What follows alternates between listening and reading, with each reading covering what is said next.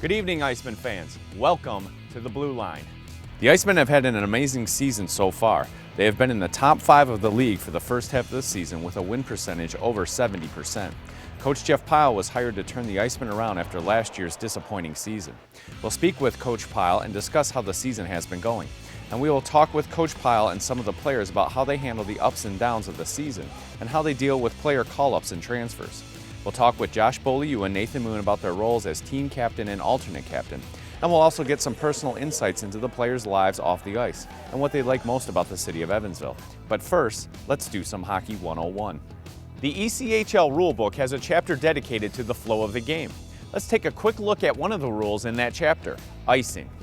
The center red line divides the ice into equal surfaces. When a team with the puck has the same amount or more players on the ice, the team must pass the red line before they can shoot the puck deep into the zone with the goal they are trying to score in. If the puck is shot from behind the red line and passes the opposite end's goal line, the play is halted and icing is called.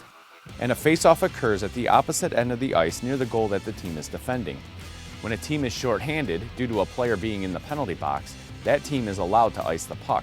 In fact, that is the goal of the team with a player in the penalty box, to ice the puck to relieve the pressure of being short-handed. On the ice, a captain differs from all other players because he's the only player on the ice that can discuss rules with the officials. But a captain is much more off the ice. The IceMen are led by Josh Beaulieu and alternate captain Nathan Moon. We met with Josh, Nathan, and Coach Jeff Pyle to learn more about the roles of captain and the alternate captain.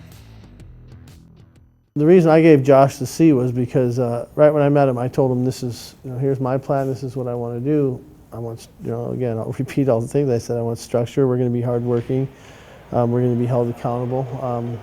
If you do what I need you to do, you'll be here. If you don't, you won't. And his first words was, that's what we want here, that's what we want to do.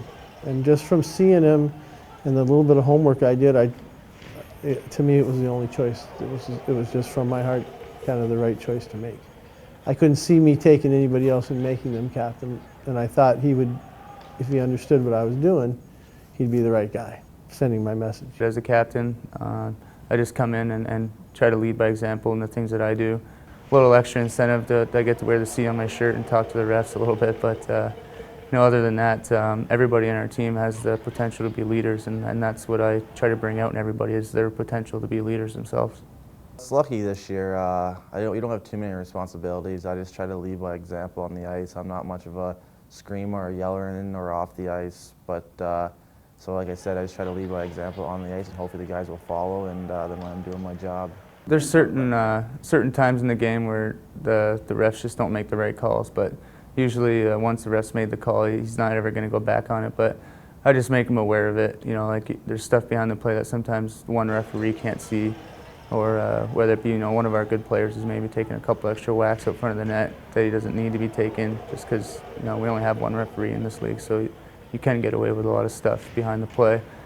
But I don't really say too much to the refs because it doesn't really matter what you say to them, they always know better, so I just leave them alone and just worry about our team. And when our team gets carried away, sometimes it happens in every team, you wear your emotions on your sleeve and you want to say stuff to the ref, but they end up putting you in a box for a 2-minute minor, which hurts the team. So I gotta read that and judge that before that happens and make sure I keep the team in control.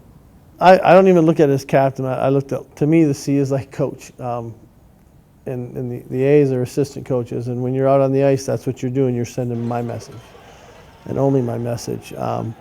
And the reason for that is that if we're going to have a direction and there's going to be structure, it's got to come from within that locker room. I can send the message and I can scream it out and I can enforce it to a certain extent, but the message gets lost if it's not sent within that locker room. Our team doesn't become good because I'm leading it. It becomes good because they want to become a team. They want to battle for each other. They want to, fight the right way at the right time and go for a championship. That's really important, I think, in life, in sports, in anything you do. And just the character that I've tried to create in the locker room is that we're going to work and earn everything we get, and everybody that plays us will know that they have to earn or work for anything they get. And at this level, some teams don't like to do that every night. So our mentality from day one was that was what we were going to do. We were going to work real hard, and that's what we've done. Coming up after the break, we'll talk with Coach Pyle and get his thoughts on how the season is going so far. And we'll talk with some of the players about how they deal with the ups and downs of the season.